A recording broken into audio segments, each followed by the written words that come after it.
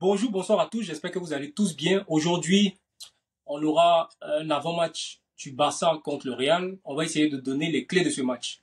Donc, pour ce faire, je suis avec Eric Oula de Vif Media.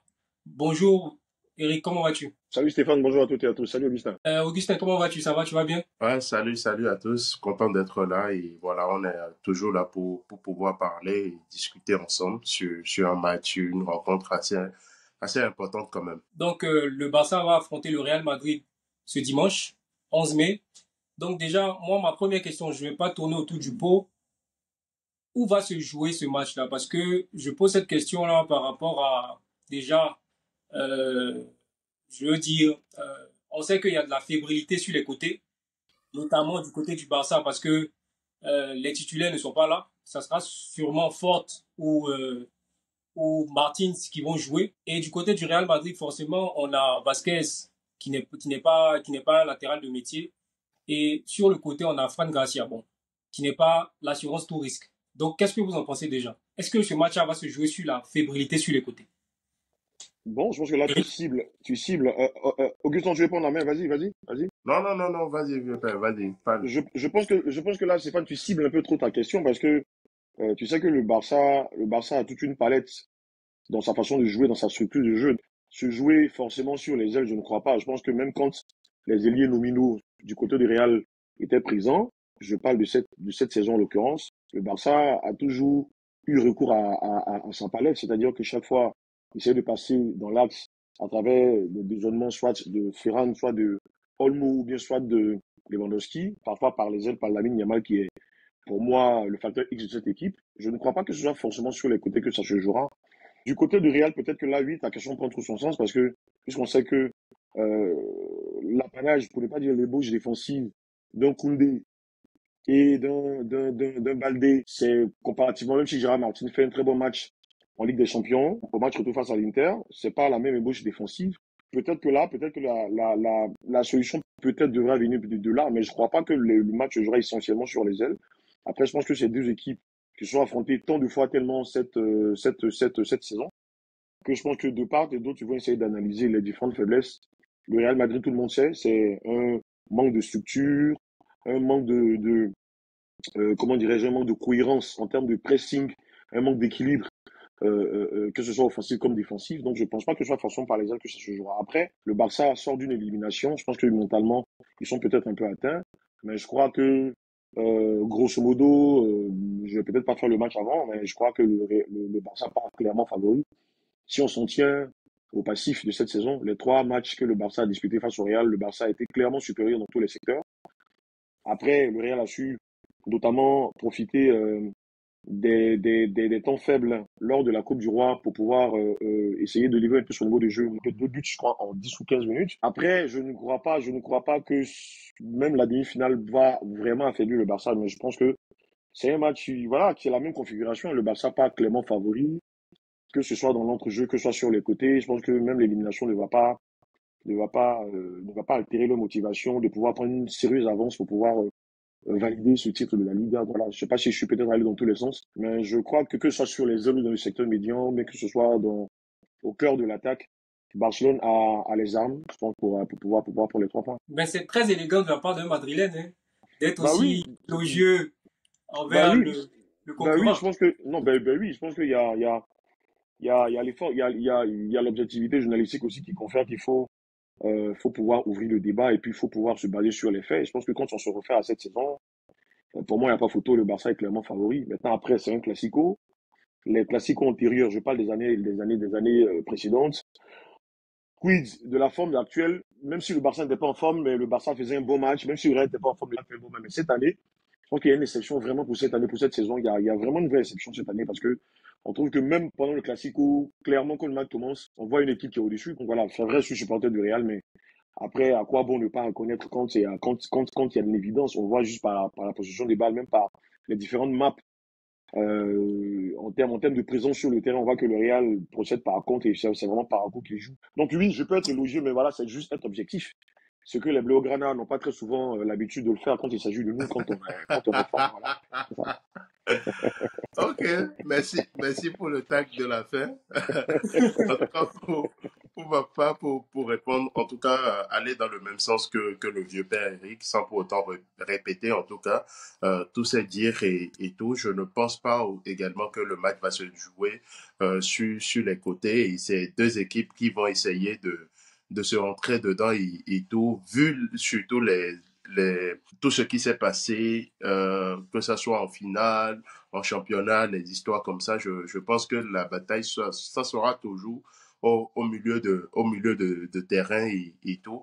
Et surtout, moi, je pense que c'est l'équipe qui aura la capacité à mieux gérer ces temps faibles qui va sortir vainqueur au fait. Parce que si dans tes temps faibles, tu encaisses deux, trois buts, au fait, bah, ça sera compliqué de pouvoir remonter et tout. Je pense que ça va plus se jouer là-dessus au milieu de terrain où, voilà, on verra en tout cas les acteurs pour s'illustrer de part et d'autre et tout. Pour rebondir sur le propos d'Augustin, tu as parlé de temps faible. Je pense que cette année, l'un des gros avantages du Barça, comparativement aux années précédentes, c'est que le Barça arrive vraiment à bien gérer ce temps faible.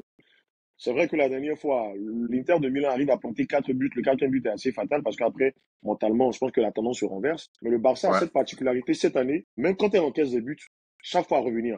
Je prends pour illustration le propos après la finale de la Coupe du Roi de Lamine Yamal qui disait que cette année, même quand on encaisse des buts, on est sûr de pouvoir revenir, surtout quand on joue contre le Real. Parce qu'il voit qu'effectivement en face, la confiance n'est pas vraiment à son paroxysme. Donc je pense que cette année, voilà, ça c'est vraiment un élément déterminant. Je pense que même dans les temps faibles, le Barça arrive toujours à revenir parce que ils sont vraiment dans cette dynamique de confiance. Maintenant, peut-être il y a un bémol par rapport à l'élimination face à l'Inter de Milan. Peut-être que l'aspect psychologique cette fois peut-être agira, mais bon, en tout cas cette année, je pense que le Barça arrive toujours à prendre cette ascendant psychologique face à ses adversaires. Donc, vous pensez qu'il n'y aura pas les séquelles de la défaite contre l'Inter? À vous Bon, entendre. moi, pour, les séquelles vont se faire ressentir plus du côté du Barça dans le sens où la la fatigue physique surtout. Et quand peut-être si le Barça doit courir derrière le score, peut-être à la 70e minute, peut-être ça va manquer d'énergie parce que l'Inter quand même ils t'ont mis KO quoi, ils ont tout fait pour tirer le match en longueur.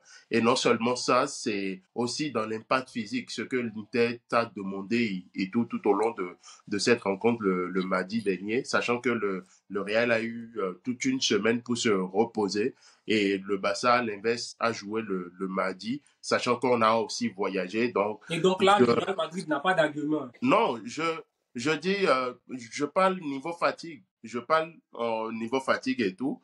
Le Real s'est reposé. Ils ont plus de fraîcheur de leur côté. Et je pense que si le Barça doit peut-être à 1-1, à 2-2, à la 70e minute, peut-être ça peut tourner dans le sens du Real. En tout cas, si le Barça n'a pas encore fait la décision à ce moment-là. allô, connexion, Oui, Eric. connexion. Allô? Ouais, vieux père, tu nous entends? Sa caméra est figée. Ouais, Pardon, on a été coupé, hein. Ok, non, il n'y a pas de souci. Il n'y a pas de Désolé, souci. pardon, on a été coupé chez Non, non, moi il n'y aussi, a, pardon. non, il n'y a pas de souci. Oui, D'accord. Eric. Voilà, non, après, c'est vrai que ce que Augustin lui n'est pas faux, hein. Je pense que physiquement, jouer 120 minutes le mardi et ensuite affronter un match aussi délicat que celui-là dimanche, c'est vrai que c'est pas évident. Parce que là, comme tu le disais, le Real a récupéré. Bon, je pense aussi que l'élimination du Barça aussi a dû leur redonner un regain de confiance.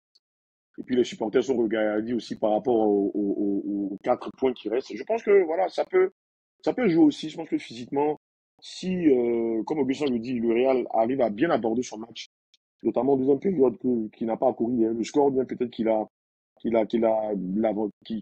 a l'avantage, je pense qu'il aura l'occasion de pouvoir bien gérer le match parce que je suis sûr que la deuxième mi-temps de ce match-là, le Barça, pardon, va vraiment sentir la fatigue parce que c'est pratiquement le même 11 de départ, hein. C'est vrai que j'ai vu cette semaine qu'ils avaient récupéré Baldé, mais est-ce qu'il est au point pour pouvoir jouer un match avec une telle intensité? Bon, je ne crois pas. Mais après, je pense que oui, c'est un élément déterminant aussi que le Real va sûrement exploiter. Après, pour parler du Real Madrid, je ne sais pas si peut-être tu vas y revenir, pardon, dans ton questionnaire.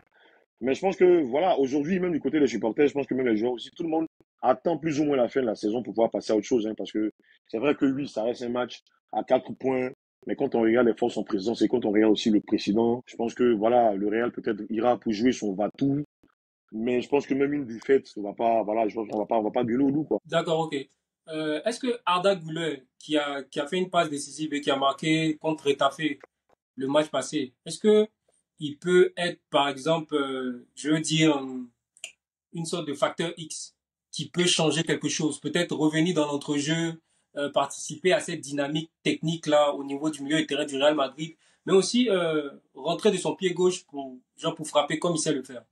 Bon, Est-ce que vous après, c'est pensez sûr. que c'est une arme? Oui, c'est une arme. Je pense que Arda Güler a le talent. C'est vrai qu'il a la jeunesse.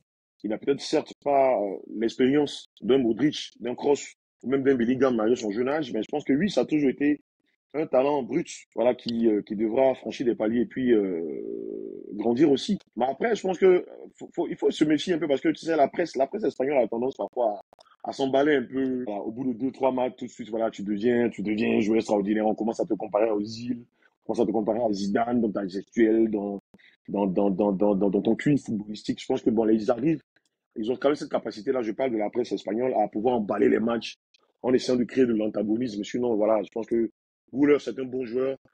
De là, à peser sur un match, oui, c'est possible. Mais je pense qu'il faut laisser le temps à ce gamin-là de grandir. Et puis, je pense qu'il y a un peu, il y a trop d'espoir sur ses épaules. Après, ça s'explique. Parce que vous savez, hein, il y a toujours ce duel-là à distance. Même dans la presse, hein, le duel continue. Et quand de l'autre côté, tu as Yamal qui a 17 ans et qui commence à enflammer la toile, enflammer les médias avec ses prestations XXL en Ligue des Champions. C'est normal que du côté de la presse hybride aussi, voilà,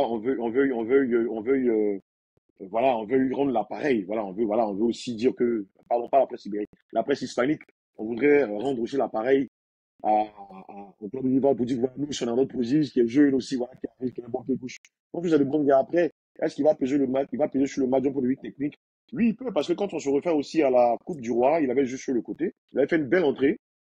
Il avait fait une très belle entrée. Je pense qu'il avait redonné, il avait redonné un certain regain technique à l'équipe sur le côté. Il avait de belles sorties de balles, il avait de belles conservations de balles. Après, comme je dis encore une fois, il faut qu'il grandisse dans son placement, dans son QI footballistique, dans les jeux en première intention, dans son jeu physique aussi, parce que je pense que physiquement, il n'y est pas encore. Après, voilà, ça va aussi avec la croissance. Mais oui, il peut être un élément déterminant, mais en même temps, non à la fois, parce que je trouve qu'aujourd'hui, le problème du Real, c'est plus un problème collectif qu'individuel. En tout cas, pour revenir sur le cas d'Agouleux de mon côté, oui, c'est un joueur fabuleux avec ballon, bien sûr. Mais est-ce que dans cette rencontre-là, au fait, le Real aura la majorité du temps le ballon? Est-ce que le Ah, Real sera très souvent derrière le ballon, aller chasser et tout?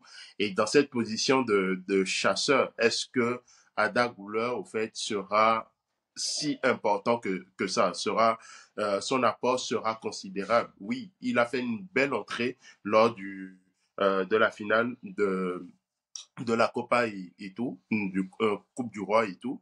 Mais en même temps, il faut comprendre que la cela aussi, c'est sa bonne entrée, c'est parce que le Real avait le ballon en ce moment-là, au fait. Le Real avait, c'était dans les temps faibles du Barça surtout, et que le Real avait le ballon en ce moment, il pouvait exprimer toute sa créativité, toute sa palette technique et tout. Mais après, si le Real n'a pas le ballon et qu'il faut courir, aller défendre, aller chercher dans les pieds de l'adversaire, est-ce qu'il a forcément le corps physique pour pouvoir le faire? Sachant qu'on a fait une vidéo la dernière fois sur le déséquilibre de cette équipe, sachant que aussi il y a deux messieurs qui ne veulent pas défendre parce que l'un ne défend pas et ce qui implique que l'autre aussi ne défend pas également. Donc, tout cela dit au fait, Je vois ton est-ce que regard. Je vois ton regard, ça... Augustin. Ah, toi, bref, je ne veux pas prononcer son nom. Augustin, il a fixé sur Mbappé. Ah, Non, c'est une non, fixette. C'est pas non, possible. c'est pas moi. Quand on parle ici, Steph dit, il faut pas en parler et tout. Non, Peut-être pourquoi qu'il faut pas en touche un parler? Faut en parler. cachet, il touche un cachet et tout. Faut nous dire si, si c'est ça. Moi-même, je peux Hein? changer de version. Hein, tu es Si le payé par cachet le, est Stéphane, conséquent, tu nous tu es payé par donnes. le club Mbappé. Ouais, Ah. tu nous donnes les chiffres. Je peux changer de version. Ok, dernière question. Est-ce que vous pensez que une victoire ou un nul du Barça, la Liga est pliée? Dernière question. Bon, ouais, moi, je pense que la Ligue est pliée, hein. Sauf cataclysme, sauf vraiment retournement de situation. Le Barça qui vient de perdre une place en finale pour la Ligue des Champions, une éventuelle sixième étoile.